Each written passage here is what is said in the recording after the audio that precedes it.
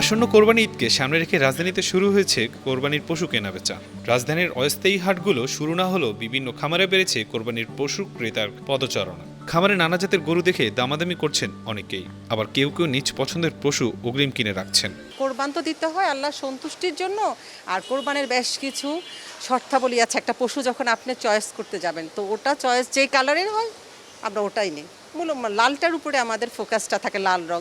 এর মধ্যে আমরা দেখি যে কোরবানির যেই শর্তগুলি আছে পশু কেনার ক্ষেত্রে শর্তগুলি পূরণ হচ্ছে কিনা, আপনার লেজ, শিক বা অসুস্থ কিনা, এই জিনিসগুলি আমরা দেখি।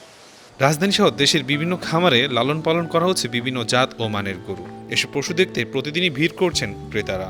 সেখানে 60,000 থেকে 8 লাখ টাকা দামের পর্যন্ত কোরবানির পশু রয়েছে। এ সকল খামারে এবার বিশেষ আয়োজন, অংশীদারি ভিত্তিতে কোরবানি। বিভিন্ন রকম প্যাকেজ করেছেন তারা। আগ্রহীরা এই প্যাকেজে কোরবানি করতে পারবেন। তো প্রতি বছরের মতো এই বছরও আমাদের ভাগে কোরবানির ব্যবস্থাটা আছে। তো এই বছর আমরা ভাগে কোরবানি যে দুইটা প্যাকেজ রেখেছি, একটা হচ্ছে 22,900 টাকা, একটা হচ্ছে 29,900 টাকা। যেহেতু এটা কোরবানির ব্যাপার, সেহেতু মাংসের পরিমাণটা আসলে এখানে মানে প্রাধান্য দেওয়া যায় না, তবুও আমরা বলে দিচ্ছি 22,900 টাকায় আমরা যেটা দিচ্ছি হচ্ছে 22 থেকে 26 কেজি মাংস, এবং 29,900 টাকায় দিচ্ছি 30 থেকে 35 কেজি মাংস।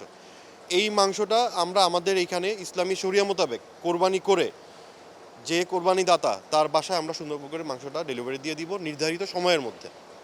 তো এইটা এইটা সুবিধা হচ্ছে যে অনেকে কোরবানি দিতে চাচ্ছে, কিন্তু তারা যে একটা ভাগ কোরবানি দিবে এবং তা বাকি 6 ভাগ তারা ম্যানেজ করতে পারতেছে না। কিন্তু আমাদের সাথে যোগাযোগ করলে আমরা ওই এক ভাগ কোরবানি তার জন্য নিয়ে নিচ্ছি, এবং আমাদের এন্ড থেকে আমরা 6 জন আরও ভাগিদার অ্যারেঞ্জ করে আমরা তাকে একটা গরু কোরবানির মধ্যে এক ভাগ তাকে দেওয়ার ব্যবস্থা করে দিচ্ছি। এবং পাশাপাশি আমাদের ছাগলেরও ভাগের কোরবানি আছে। এখানে আমরা দিচ্ছি হচ্ছে 20,000 টাকা হচ্ছে গিয়ে পার ভাগের জন্য, মানে ছাগল একটাই 20,000 টাকা, আমরা ওইটা স্লটার করে তার বাসায় পাঠাই দেবো। খামার কর্তৃপক্ষ জানিয়েছে, ক্রেতাদের চাহিদা ও সামর্থ্যের কথা বিবেচনা করেই তারা এই উদ্যোগ নিয়েছে। AR Rifat, 52 TV.